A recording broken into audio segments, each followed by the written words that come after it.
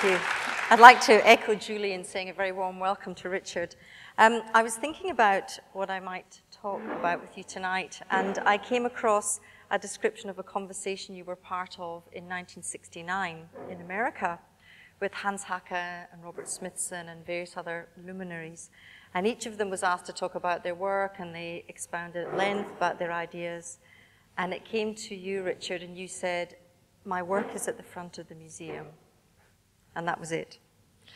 So I'm very glad that you are now in a position where you're very happy to talk a lot more about your work. And it's a particular honor to have you here in the context of this wonderful work you've undertaken at the Kinghorn Cancer Centre.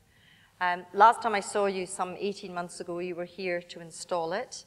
You're now back to see it unveiled. Last time there was a building site and you installed it from scaffolding. Perhaps we kick off tonight by talking a little bit about this work in a public place. Tell us how it came about and what it means to you to have done this work. Well, I'm lucky to, I always think if people offer me big, beautiful spaces to make work, I can make a beautiful work. And that's 11 stories high, so it's a great, plus the fact that it's a very interesting building that's a cancer hospital. So it's got a very particular atmosphere, that building, because it's designed, isn't it, to actually give people a sense of being cared for rather than being, really being looked after. And there's a sort of collaborative feeling to it. And I think the nuns are quite heavily involved in the running of it as well. And perhaps to find such a radical, if I might say, piece of public art in such a context is really wonderful for Australia. Yeah, I mean, it's not the main point of my work. I mean, I have many strategies to make work, and the mud pieces are one of them. It was certainly, it was great to come back and see it, because when I was making it, because it was I was on this enormous great tower, and because of the safety reasons, I was only 10 inches away from the wall, so I couldn't actually see. I knew what I was doing, but I couldn't see it. So to come back and actually see the work finished was really interesting for me. And of course, you're no stranger to Australia. You've shown, in fact, in this museum back in 94, 95, but you were actually, I think, initially invited to Australia by John Caldor as I think, quite an early John Caldor project. How did that come about, and what were your impressions? I've no idea how, I just, like most things, I just get a letter in the post from someone saying, come and do this exhibition, or I like your work, come out to Australia. I mean, 1977, you were really quite early in your career, and I guess that that kind of work in Australia at the time would have been quite unusual. There wasn't a lot of context for it. No, that's true. I mean, this is a bit back to front now, but it enabled me to realize a certain kind of work that a series of works I was doing in the 70s, which about walking in a straight line for 100 miles. I mean, do you want me to? I was just thinking about when I reacquainted myself with that particular piece, and for those of you who are not familiar with it, there is a kangaroo in the middle of it, which obviously, I couldn't pass up that really opportunity. Locates it right in our landscape. Let's go back to the beginning, though. I read that you were very interested in drawing as a child. Your parents allowed you to draw on the walls of the house. Yeah. Your upbringing obviously had a fundamental effect on how you developed as an artist. Yeah, I think so. I mean, it's a bit corny, but I was in my infant school when I was like 5 years old and 6. I was a school artist, so I was allowed to have my own easel and miss morning service by just doing my painting. And then in my secondary school, I did all the school scenery, and when I had an enlightened art master, and he let me come in during the summer holidays, and I painted like a 45-foot mural over the serving hatches in the canteen. So art has always been my language, and and then as I grew up and became an art student, and I became professional at it. And you went to art school originally, I guess maybe a conservative art school initially, because I think... No, it's very provincial. You were actually expelled from it, or you were... I was just too precocious on it. Yeah. It's hard to imagine, but I mean, I think it said being thrown out said more about them than it did about me. And you went on to Central St. Martin's, which was, I guess on the face of it, also quite an interesting context for you with the likes of Anthony Caro and sculpture. Yeah, I mean, going to London was my biggest break, really. So I fell into a peer group, and it was London in the swinging 60s. So it was very better than being in Bristol, even though I like Bristol, and I still live in Bristol. But to be an art student in London in the mid-60s is great. Which is but I guess I got into St. Martin's on the back of work that I was doing in Bristol. So was this the Snowball? Yeah. So I suppose really, if there was an important moment in my life, it was when I was still in Bristol. I had this strong feeling that the world outside my studio was far more interesting than what I was doing inside it. So that led to everything, really. You know, I could engage the potential of the world in a much more interesting and dynamic and personal way. So by being out in the world. The production of work in the studio wasn't something that you found inspiring? Well, it was good when I was a young student. You know, I loved it. You know, life drawing, anything you like. But I realized that, you know, the world of the landscape and clouds, water, the wind, all that stuff was absolutely, you know, one fantastic resource and potential to make a new type of art. So tell us how the whole concept of the walk, that's how you transform sculpture away from it being about objects and the creation of things within a studio to something where you actually, the environment, the landscape, the walking, the notion of time is what constitutes the art. Yeah. Well, we're not really supposed to be looking at the images, but the first image, you could say the first real work I did in the landscape of the place itself was the Snowball Track, which was the first image, which that was in '64, and I rolled the big. I made a snowball and rolled it until it was too big to push anymore, and then I took a photograph of it, but I chose to take. I was more interested in the track that I'd made by making the snowball. So in a way, that was, I guess, with hindsight, leaving tracks, making trails. The evidence of my passing, and also making art through movement has been one of the main themes of my work. And then some years later, that I made a different type of track, which is the line made by walking, which is where I walked up and down in a straight line until I could see the path I had made. And then that opened up as one thing leads to another. So then I realized that walking could bring time and space, as in distance, to a work of art. And it opened up the idea that art could be a journey. So the next work I did following that, in that sequence, was walking a straight 10-mile line across the landscape.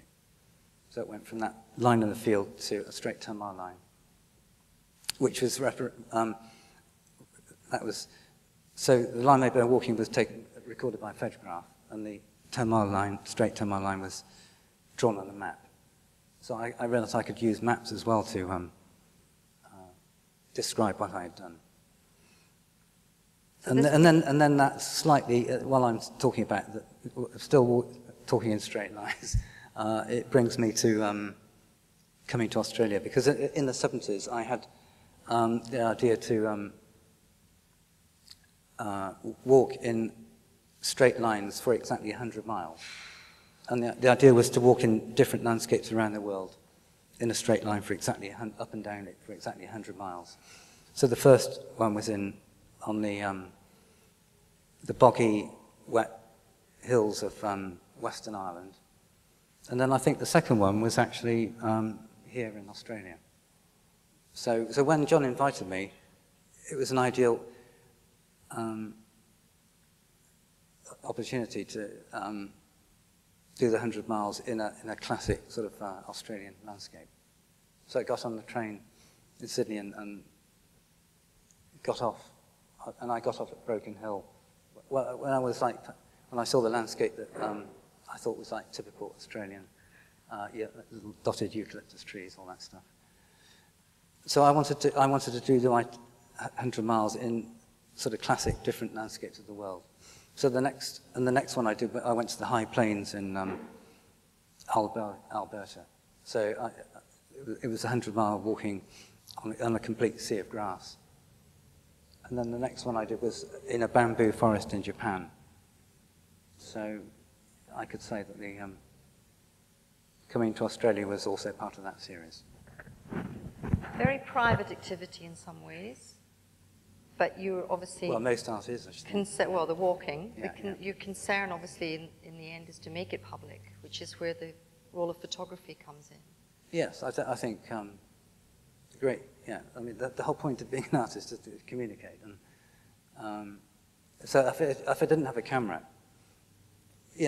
I just use the camera as a tool to say, if I make a beautiful circle in the Andes, I want to show people what I've done, so I take a photograph of it. So then it dawned on me that photography or photo works could also be art in their own right. It was art in a different way, but it was that was the way that people could receive my work. And I guess another thing about walking is that it represented a kind of freedom that art could be made anywhere in the world, just by walking.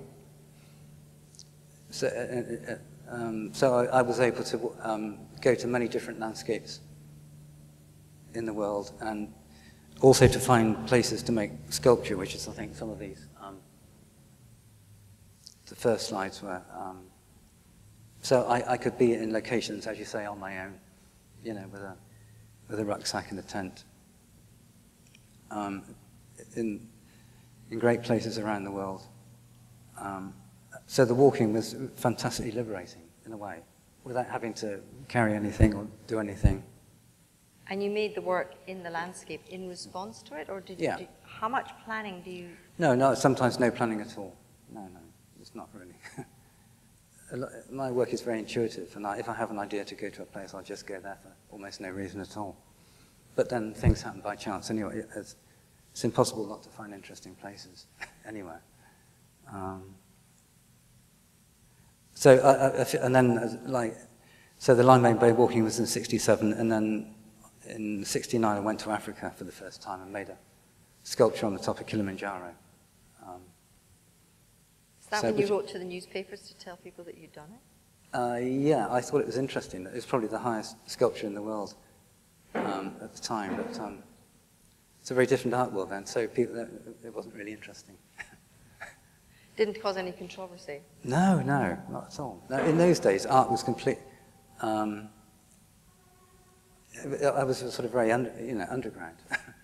Except that in '76 we had the controversy over, of course, the Carl Andre equivalent 8, the so-called Tate bricks at the Tate, and there are, you have been, you obviously Carl Andre's work and yourself have some overlaps. Well, I mean, so I had the great fortune to meet Carl when I had my first show in Dusseldorf in 1968, and by chance there was a group show in the Kunsthalle of international artists. So I stepped out of the small world of Anthony Caro and all that sort of welded metal stuff, and met Joseph Beuys and Carl, and Daniel Barone was doing his stripes. So I stepped into the world of my peer group in a way.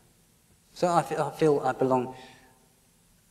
That is my generation, is conceptual art, minimal art, land art to some extent, but also arte povera as well.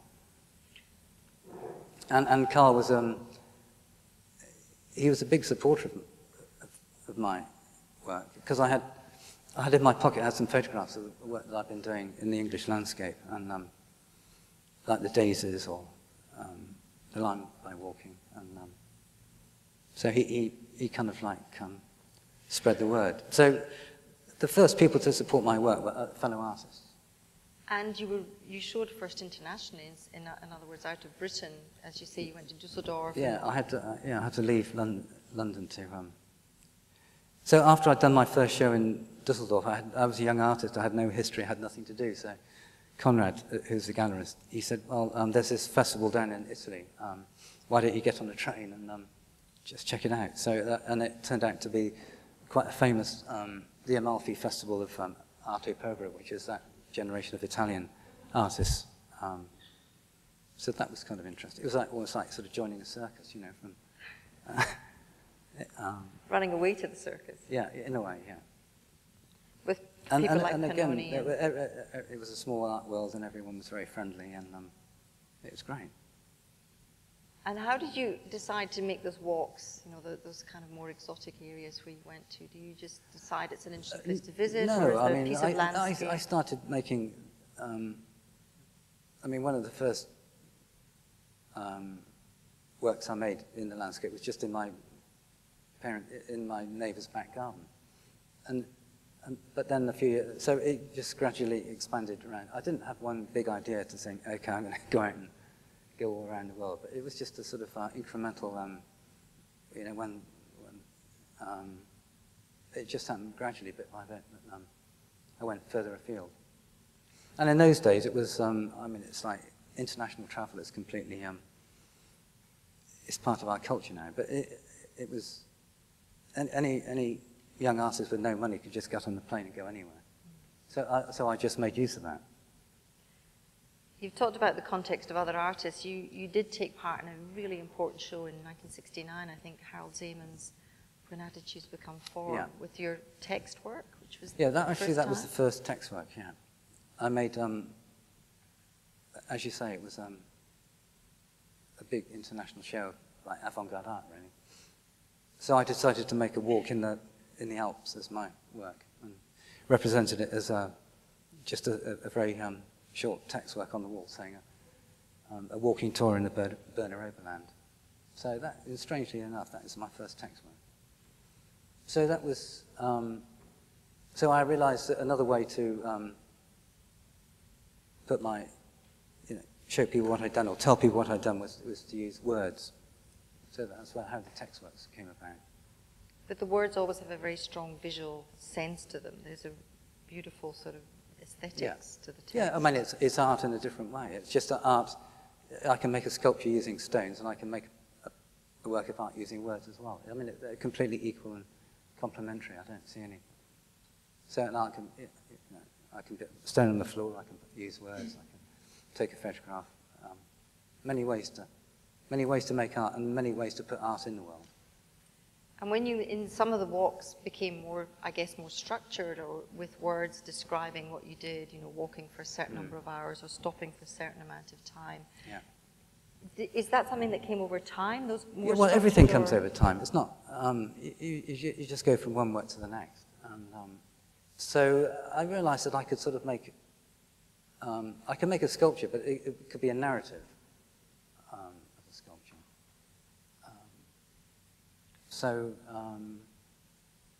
Because I realized that, well, I suppose I could best describe it by the titles of the work. Well, one work I made was to put 1,000 stones on the footpath cairn. People in mountains, they make cairns to mark the footpath or to guard people against cliffs or where you. So I decided to put 1,000 stones on an existing cairn, which had been made by previous walkers, and then. Obviously, I know that subsequent walkers will put their own stones on. So even though I've made a sculpture with using 1,000 stones, it's still there, but it's anonymous. So anyway, that's a long-winded way of saying that the photograph has to be accompanied by telling you what I'd done. So I began to realize that words were important. And another work I did was to walk across Ireland, putting a stone on the road at every mile along the way. But the actual work itself was just a photograph of the stone with the road with just one stone on it.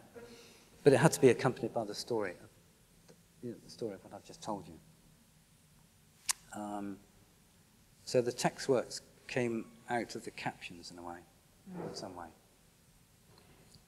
You raised the phrase land art, and I know it's not something you're always very comfortable with, and certainly your work is very different in the way that you intervene in the landscape. It's less permanent, it's less epic, I guess, in some ways. It's more subtle. I mean, you move stones. Well, I don't think it's subtle, no. It's just, but it's ideologically different from, like, I always think of land art as an American movement, predominantly.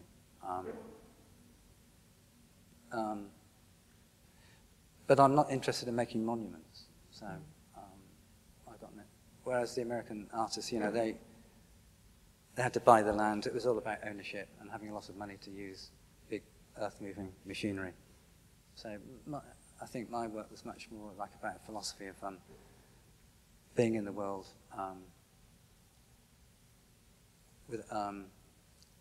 So, I mean, you could categorize the most politically correct way to be in the world is to leave only footprints. Or the other end of that is to make big monuments in the desert. So I think my work occupies quite an interesting territory between those two positions, where it's possible to deconstruct, to be in the world, you know, carry stones, put stones on the road. So it's still about sculpture, but I've been able to deconstruct sculpture by making a work, which could be, going back to that work in Ireland, it's called a walk of 164 miles, a line of 164 stones. So it's a stone every mile placed on the road. And it's typical Irish, because I can only do that in Ireland. I couldn't maybe do that anywhere else. So you could say it's a sculpture, and if you put all those stones together, it would be a big work. But because it's a sculpture which is 164 miles long, it's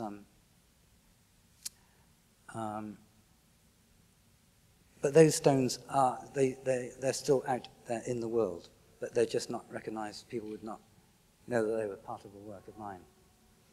So I think all I'm trying to say is that it is possible to make sculpture in a sort of an intelligent way in the world without making monuments like the Americans making land art. It's probably more about our imaginations to join them. Well, yes, yeah, absolutely, yeah. So I would say, yeah, that's often, and the text works, they are for the imagination, but then that's part of our, that's part of our repertoire of human beings. So you're out in the landscape, you're making these very beautiful interventions, and you're also at the same time making exhibitions in galleries. How do you see the relationship between those two? Well, they're complementary. Like I said before, a function of being an artist is to show people what you've done. And art is received in the world through galleries and museums or exhibitions. So I'm very happy to.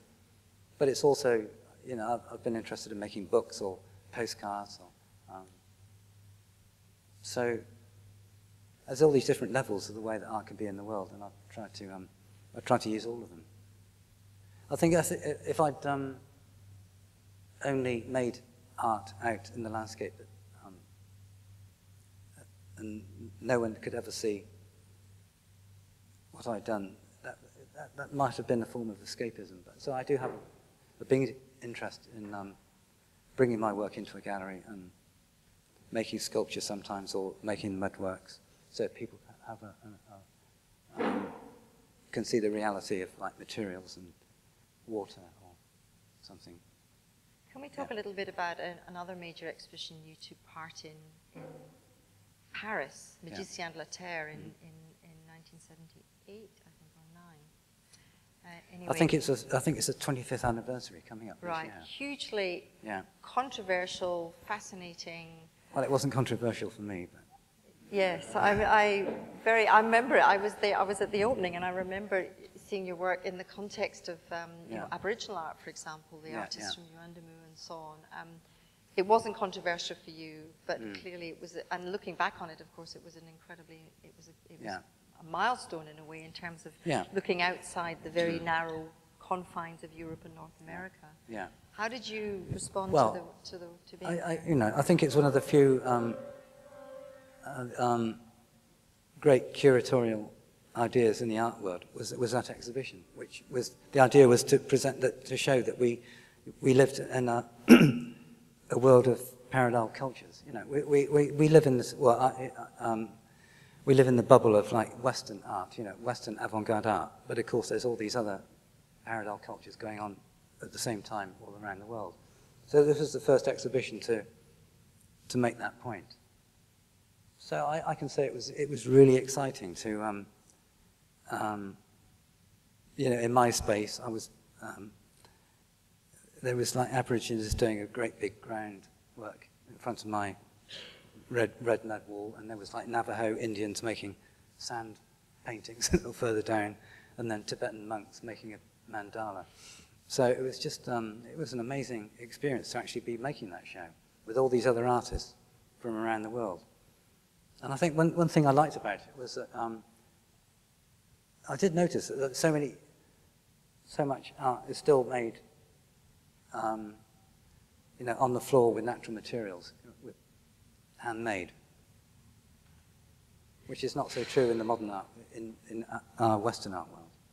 It was an extraordinary exhibition from an aesthetic point of view, and I think that was what was so exciting about it. As you say, you could see this incredible mix of work from different cultures, a sort of ignoring of levels of education or levels of understanding or reasons or articulation, I guess, of ideas, which was one of the things that was exciting about it, but also one of the things that was criticized, that it was a sort of leveling, in a sense of reduction rather than it being an enhancement, being able to choose it visually like that. But I think now, certainly looking back on it, it opened up, as you say, a lot of interest in different kinds of work. And it's pretty extraordinary. I mean, I can say, so one sort of anecdote about that show was, I was asked, somebody wanted to make a film about my work in the, and he was an American filmmaker from New York, and he only made films in artist studios. And he made a film about Gilbert and George, and so I said, well, I'm not really interested in making a film, but maybe if we do it in the middle of the Sahara, I don't mind doing it. So we ended up, we made this film in the Sahara, and it was called Stones and Flies. And he'd never, barely been out of New York before, the filmmaker. In fact, he actually slept underneath the Land Rover when we were sleeping in the desert. Anyway, so he made this film about my work. It's not my film, it was his film, called Stones and Flies. And then because he'd opened up his whole, he realized that the world was full of these beautiful landscapes. So the next film he wanted to make was with the Aborigines here in Australia. So when he met he went to Alice Springs and he showed them my film in Alice Springs. So when they saw me in Paris, which takes us back to the Magician de la Terre, they kind of greeted me like a long lost brother, you know, the guy who you know, throws stones around or uses mud, is also surrounded by flies. That's a nice moment. Yeah. That's a very nice moment. So we're in the 70s now. That was also a very exciting time, and you know, things were changing. You know, you were traveling a lot. The walks were developing, and so on. You've been remarkably consistent in the way you've developed your practice. You know, you haven't deviated from these very wonderful, elegiac but quite simple means. You know, using the natural world and so on and so forth. No. Have you been tempted to? No. Well, I mean, I think there's a lot of variety in my work. You can look at it in different ways.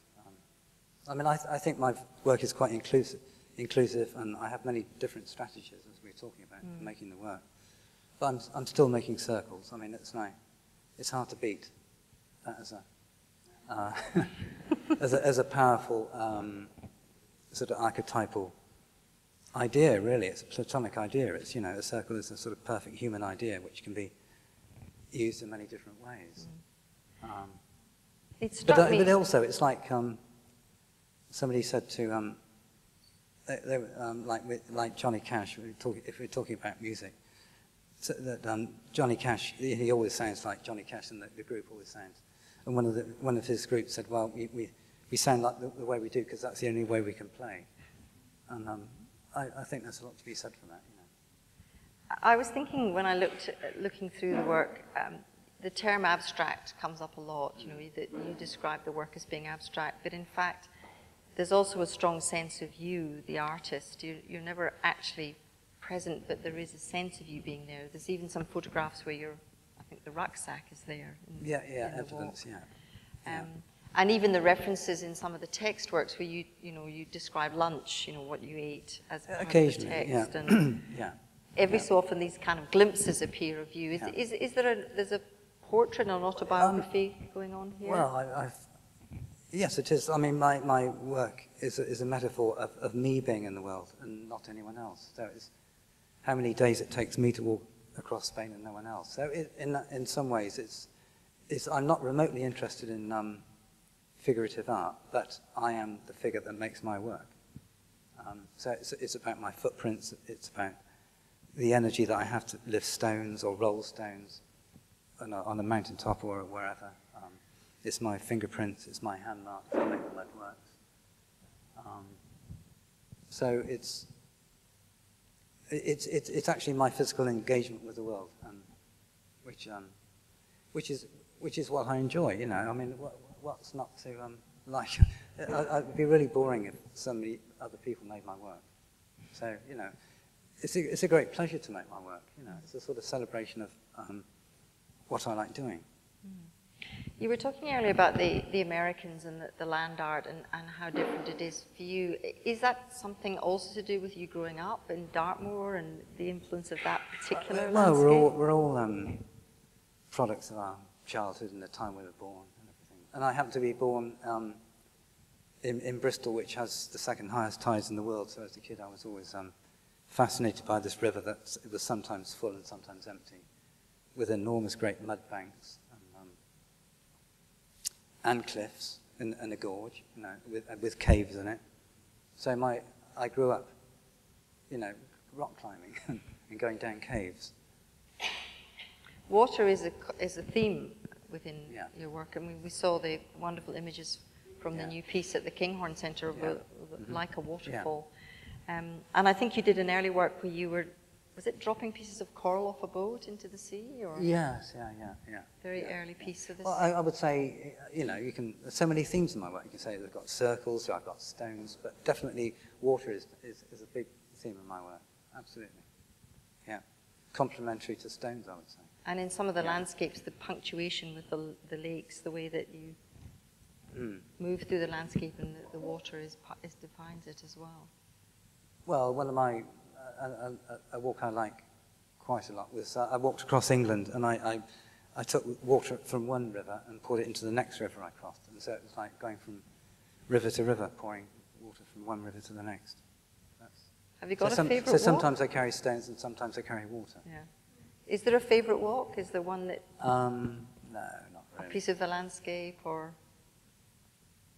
No, I mean I have favourite places in the world, but like Western Ireland or Bolivia. I like empty, stony, deserty places. That's why you like Australia. The idea of making... But also, I mean, going back to the theme of water, one parameter of making a walk in the landscape is that, or in the wilderness, is that I have to have water. So I've never walked anywhere where I couldn't find water. So often water defines what I can do and where I can go. Mm-hmm. So like in Mexico, going down to the big canyons, so the rivers make the canyons, and then you follow the river at the bottom of the canyon because that's the only place to walk. So water comes into our life in so many different ways, and it comes into my work. You mentioned music. It's been critical, I think, in your life, as important or complementary Yeah. to art? And there's titles of songs, you referenced It sort of Johnny comes Cash. into it in here and there. Yeah, that's very true. Yeah.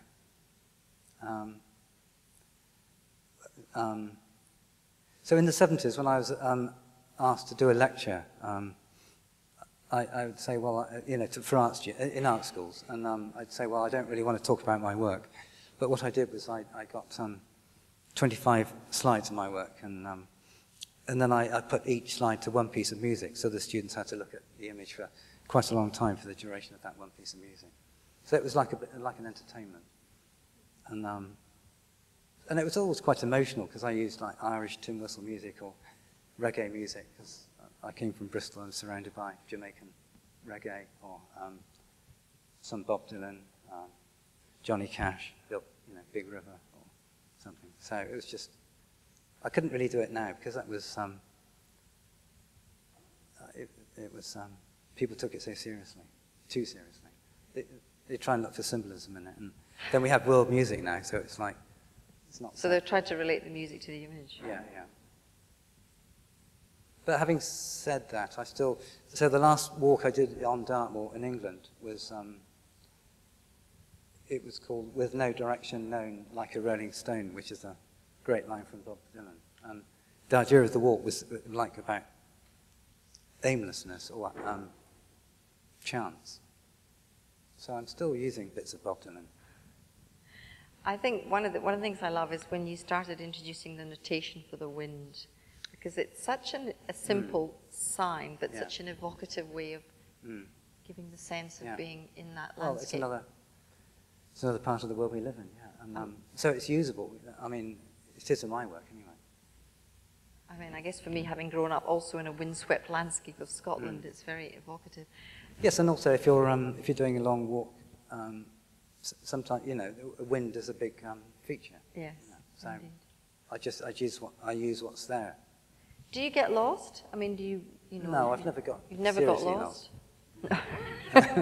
I'm still here. Sometimes if the landscape's very complicated or they have many different. I remember in Korea once but then you have as soon as you take a wrong turning, after a while you have a sixth sense that everything is a bit wrong. So then you just go back to where you thought you deviated and pick up the trail again. So. Well, I don't know. I once got lost on Snowdonia, and the fog came down, and I thought I could turn back to the cairn, and it was a little hairy when I realized it was in completely the wrong direction. The great thing about Snowdonia is there's a train up there, so you can hear the little train going past and find the tracks. But keep to the train, yeah. But landscape. But I mean, obviously, I always walk with a compass, so I'm very used to navigating by using maps and a compass. And some places you go, there are no maps. Against all your instinct, you have to trust what the compass is telling you. Yeah. But sometimes there aren't maps. You mean you have walked in places where it's... Yeah. So some countries have beautiful maps. I mean, Britain has, we think we have really nice maps, but there are amazing maps in Switzerland and also in Japan. So Japan is a walking culture also. Going right back to walking poets like Basho or, the itinerant travelers. And they make. So there's a whole other subject, how different cultures map their territory. And you have incorporated maps. Yes, your work is actually maps. Yeah. I guess one aspect of what defines us as the way is that we measure the world, and we give names to places. And so sometimes I've made works which are about the naming of places, as well as measuring the mileages. You touched on books, and it's one of my favorite aspects of your work, because there is that wonderful relationship with the viewer when you have something in your hand, and you have a very different relationship from the one I'm used to in the gallery, in the large scale and so on. Yeah. How did that come about? I mean, was it a way of documenting, or did you make artist books originally? So when I was at St Martin's, like in the first term, there was a Dutch artist, he's called Ger van Elk, and he came in one day and he just had a postcard that he'd made of one of his photographs, and that was so shockingly interesting that anyone could just make their own postcard. And send it. Yeah, and it was like a black and white photo, and it was like printed in green, so it looked kind of coloured. And it was so, anyway, for me that was quite, it showed that you could make an image and almost for very little money just make a postcard and send it all over the world. So kind of democratization. Exactly, yeah. It just, and then I suppose part of my generation was artist books. I mean, it didn't really start, but so that was just another way of well, so many things I could talk about, but I mean, it was also nice that when it was normal. So if you have an exhibition, you make an invitation card. So that was another little avenue of the way to put nice work in the world. Well, it's quite unusual in a way, I guess, that your artistic practice runs through all those different forms, the relationship between the gallery, the invite card, the book. Yeah, the booklet. It's all very consistent. Yeah. It has a it's not that consistent, but I mean, some books are better than others. I mean, some catalogues are made by the institution, and so there's a difference between real artist books. But I have made quite a few artist books. That's true. And they're distributed quite widely, or they're in small numbers? No, most of them are actually, no, in the old days, you'd make a book and they might be 200 copies or something, yeah. And now, of course, you can't get them and they're resold time and time again. Yeah.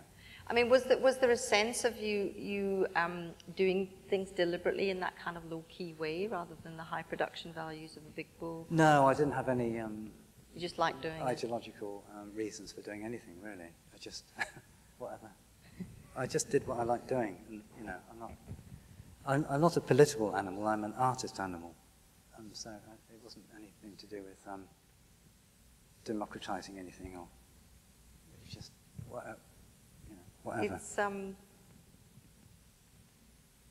There's been a lot of changes in the world since you started walking.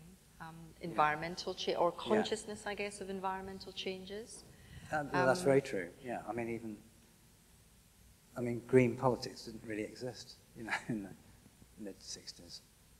And you've described yourself as not being a political artist, but is there a way in which your work does demonstrate this extraordinary landscape that we have to look after? Well, I hope so. Yeah, just by but obviously,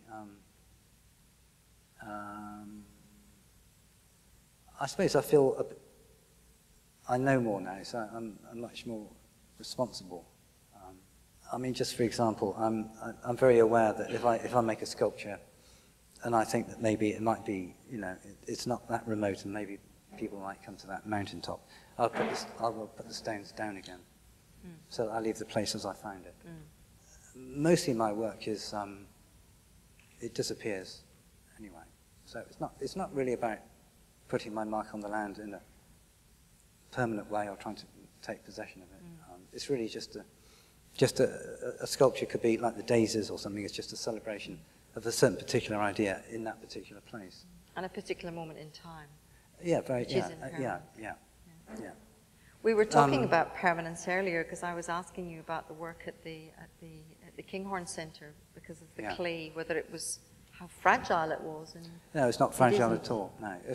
When people ask me about the mudworks, I say, think cave paintings, think Lascaux, which has been there for 4,000 years. So actually, especially tidal mud is really robust, but natural materials are really strong. So.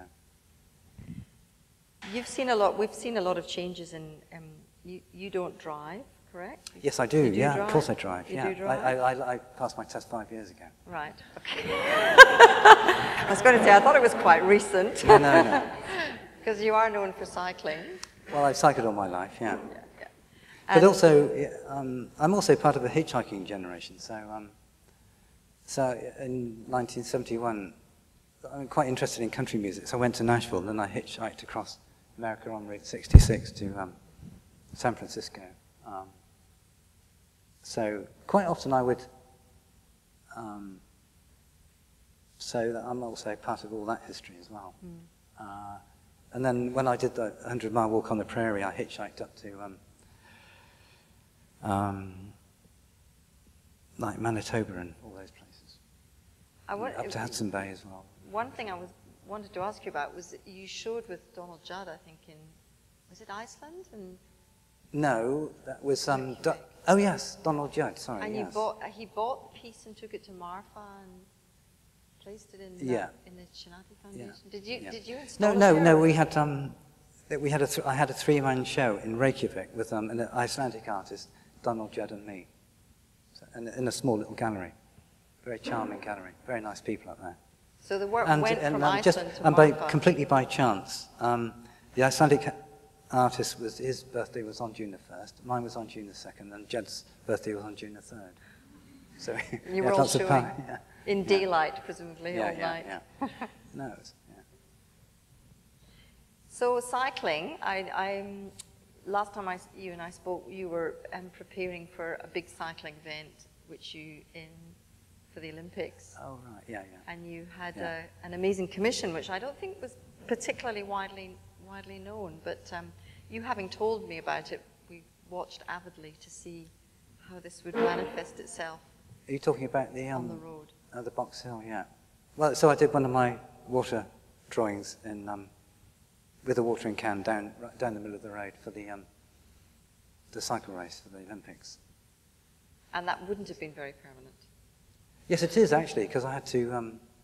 That's actually still there because I had to use like special road paint because it had to be really strong. So this was one time when it wasn't natural materials. Yes. Yeah, I have to break my rules sometimes.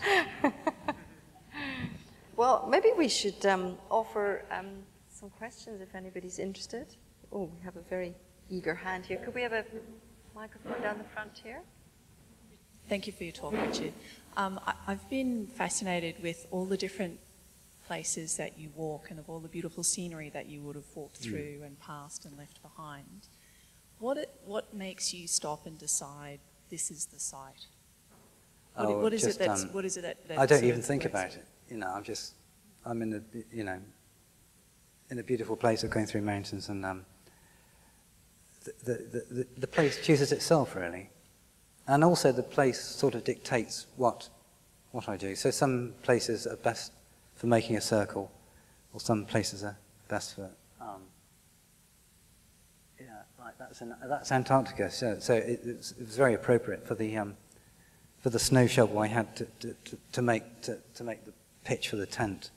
I use that to make a sculpture. So I would say it's so much like chance and intuition in my work that the places choose themselves. Although I guess if you want to walk in a straight line, you have to choose a certain kind of route or go round. Yeah, So I can contradict myself quite easily now by saying that if I'm walking a straight line across, Dartmoor, then I choose Dartmoor because it is possible to walk a straight line in such a place, and you couldn't do that in the Alps or the Scottish Highlands because there's cliffs and everything. I was going to ask you as well about the standing stones. When you call a work standing stones, are you referencing the historic stone circles of No, not particularly. Stonehenge? No. It's simply standing stones. Call it as it is. Well, when I lift stones upright? Yeah. No, it's not. People think there's this big connection with the ancient monuments and of England, but I didn't actually see Stonehenge until I was about 20. But I have used Stonehenge as a starting point for various walks. So when it suits me, I do use, or like Silbury Hill, which is, Another question here? So actually, just going back, I remember what I was going to say about your, how I choose places.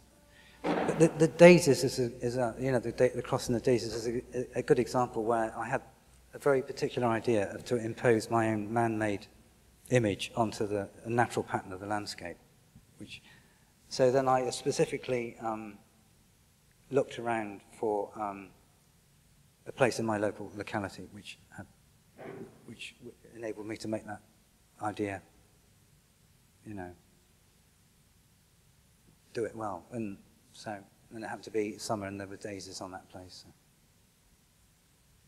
And there was somewhere, was it in Japan, where you were planning to do something with snow, and then there was no snow, or? Yeah, so maybe I can't. Yeah, the first time I went to Japan, the idea was I thought I'd walk around Mount Fuji, following because it's had the famous snow cone, snow top. Yeah. And my walk would be representing the line on the map, which would be the shape of the snow cone, but there was no snow on it. So quite often, the great thing about my work is I'm very flexible. You say, if you go on to plan B, that's great. Go on to plan B. My question is regarding the water drawings or the water paintings with your fingers. Yeah, I never call them paintings, but that's a small point. Because they're made by hands, and paintings are made with brushes. Yeah, so my question is about the stroke that you have chosen to design, which is quite beautiful, and it keeps repeating in different places that I have seen your work. Yeah. How did that come about? How do you decide that that's the stroke that you wanted to well, they're not perpetuate? deliberate. I like to think that those mudworks are, and obviously all my gestures are, so it's made with my human energy, and I'm sort of like doing the same thing, but I'm not actually repeating the stroke. So every minute detail of all those works is completely, whether it's the drips or it's the hand marks, they're all completely they have the cosmic variety of unrepeatable uniqueness, like snowflakes or fingerprints. So I like the idea that I can, going up that wall in the Garvan Institute, I'm actually doing the same thing on every level, but every level is completely different in every square millimeter. So it's random, it's dictated to some extent by the circumstances, the Yeah, materials. I can say that is that nice rich phrase, cosmic variety, Yeah. which is part of nature. There's another phrase I wanted to ask you about, which is subatomic. Yeah. That's a relationship between time and matter and so on. Yes, in a few years ago, I was interested in, artists can be interested in everything, and particle physics, the subatomic level is also very interesting, because it's also about time, space, objects in relationship to each other. And so I've made some, not that particular work in the text work, but I have made some works where the walking and the stones have been metaphors for things that happen in particle physics. Mm. So that text work that comes repeated about megalithic to subatomic that's a good example where I have the idea, which I think is a strong idea, to walk from an ancient megalithic monument to the cutting edge subatomic scale. So I demonstrate that by walking from one place to the other. Mm. So that's a good example of how walking can illustrate a particular idea. Mm. Actually, I just realized that I did, it's a bit funny this, but I don't know if I should, I probably said enough. But so I would just say, because recently I was asked by the BBC there was a program about walking, and so they asked me to contribute something. So this is. Can I read this? Just, it's not interesting. Okay. So this is what I said: a straight 10-mile walk, walking as an idea; 1,000 miles in 1,000 hours, walking as symmetry; a stone placed on the road at every mile across Ireland, walking as sculpture; a dry walk, between one shower of rain and the next, walking as measurement; white light walk, walking as colour; 37 campfires, walking as happiness; So really, that just shows that far from just being idle, one English writer described my work as like rambling, as though somehow like this sort of very English leisure activity. Walking is a very, very powerful medium for me to express actually, quite original ideas. So I'm not interested in pilgrimages or walking. Or destinations. There's one part of me that thinks that originality is actually quite an important part of art. So to have an original idea which can be expressed by doing a walk is actually quite important, like megalithic, so subatomic. Was there a question down here? Mitch? You talked about your work as being a philosophy of being, and that led me to think about... Did I? You did. It was very nicely put. You said you didn't make monuments, but your work was a philosophy of being. Oh, yeah. And it made me think about the philosophical question of being time or being in time, Yeah. and thinking about the nature of time in your work, because of course walking is durational as an act. Yeah. The works that you make outdoors, they're ephemeral, they change. Could you just talk a little bit about the idea of time within your practice? Oh God! Well, that was a big question. Big one. Well, it has everything to. Walking takes time, so that's the whole point of the walks. And we measure our life in the time that we live. There's so many different ways to talk about time, but so that is absolutely one element of my work, and I've used it very specifically. I could give you lots of examples. One very early work I did was a map piece where I walked in a straight line by night across Dartmoor, and I did it for 5 consecutive nights, I think. And I recorded the time it took each, and every time I walked the line, it was a different time. So, that's just one example. I could give you many examples. Do you think of it as performance? No. No. No, I'm not But interested. there's a bit of endurance in it. Yes, of course it is, yeah. But it's not, the hardship and the endurance is not really, it's not the subject of the work. Cause, but it's there as a sort of sometimes it's a bit difficult, but not that.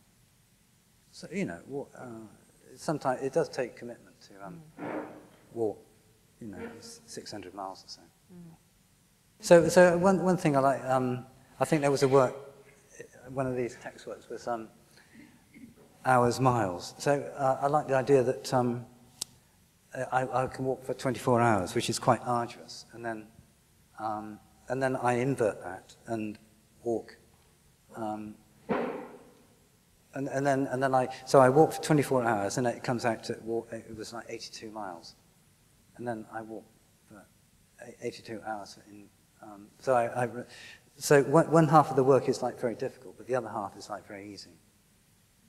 I like this idea that you pick up these references. The one thing leads to another. It's like when you throw the stone in the landscape and then follow it and then throw it again. Yeah. It's the same kind of thing happening through that. Yeah. Through that work. Yeah. So rhythms and that's all. Yeah. Is there a question over there? Ms. Long, are you aware of the fundamental belief system of the Aboriginals which inhabited this land? Because I find that it's very similar to sort of what I've picked up about your works and how you sort of think about the environment and land.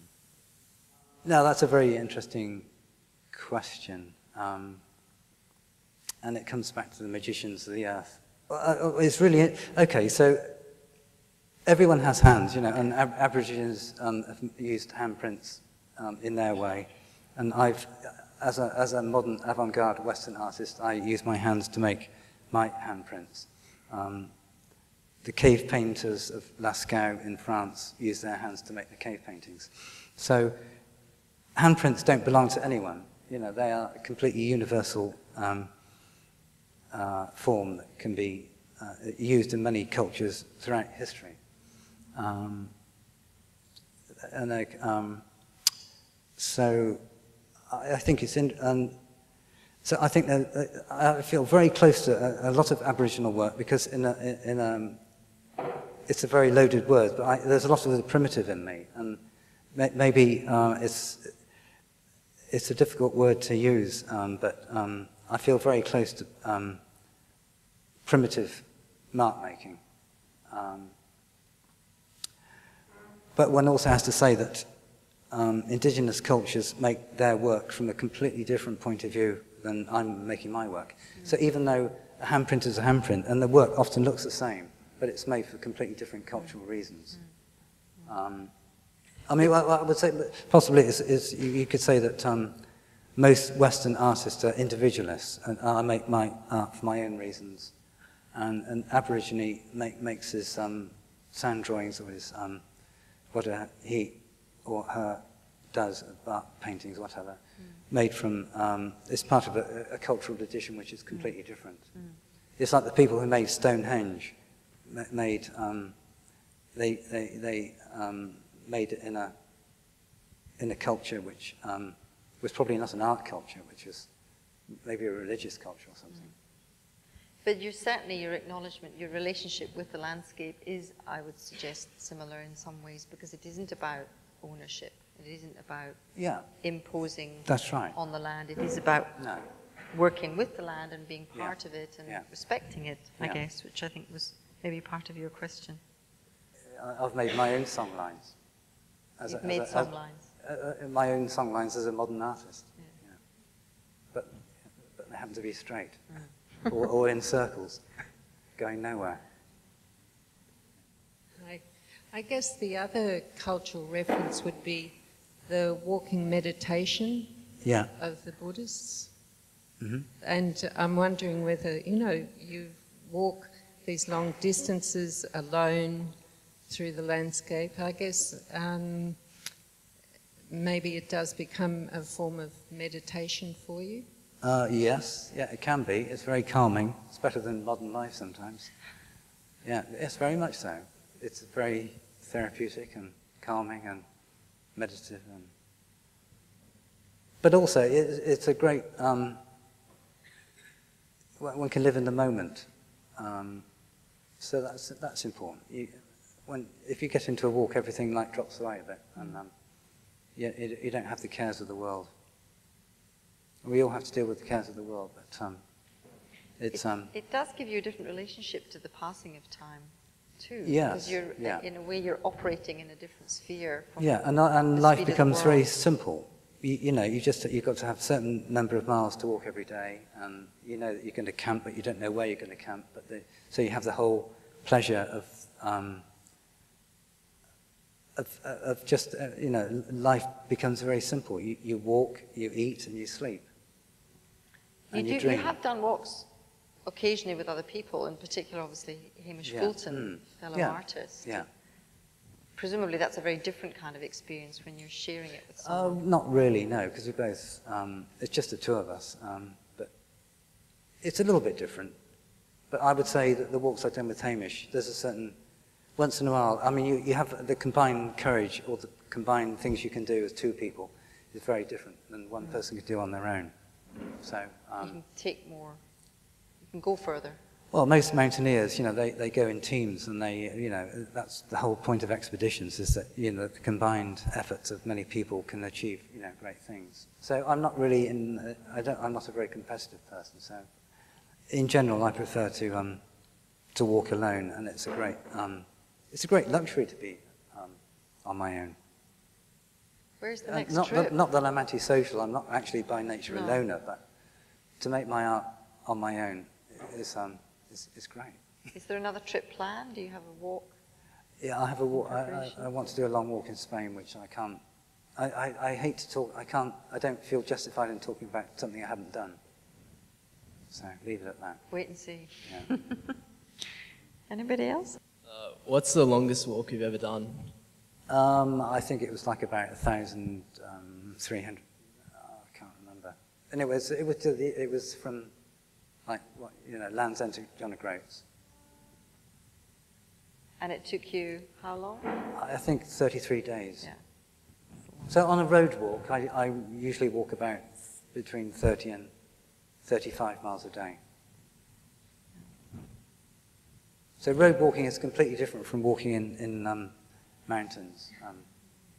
Different boots, different weight rucksack, don't carry food, all that stuff. Don't want to bore you with that. Different time. Different survival tactics, avoiding the cars as opposed to seagulls. But obviously the road walks, I look at maps very carefully and I choose country roads. There's nothing worse than walking down main roads. We were talking about the changes, over the last few years from an environmental point of view, but I would just like to share with the audience that we loved getting your list of images. Oh, did you? The fact that it wasn't typewritten or it was handwritten by email, but it was there was something very much related to your work about that you don't use technology in the same way. Well, not if I can help it. Not contactable. Social media, forget it. Is there anybody else out there with a hand up?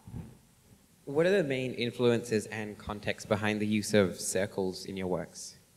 Well, it's a bit corny now, but the first time I used a circle, I just used it without thinking.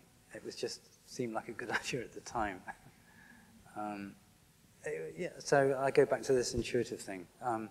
But having used it once, that was in 1967, where I cut the circle of turf in the garden, lowered it down. So it was just a lowered circle. And but immediately, I suppose I picked up that it was a very powerful symbol, and it looked great.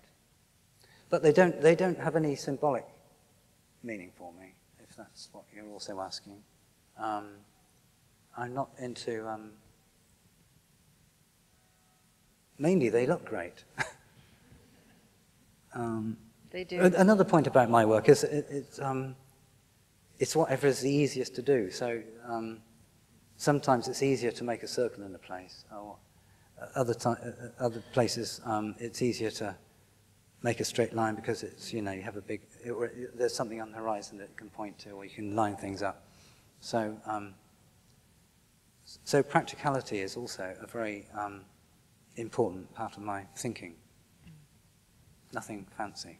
Well, Richard, I personally, I think that this simplicity, this extraordinary accumulation of very simple means to create a really evocative and powerful body of work is something I, as a curator, have had enormous admiration for, and it's been an enormous pleasure to me to revisit some of my favorite works from the past and remember the moments when I first saw them, like in Magicien de la Terre and elsewhere in the world. So thank you so much for being with us tonight. Thank you for your contribution to working here. And please join me in thanking Richard for his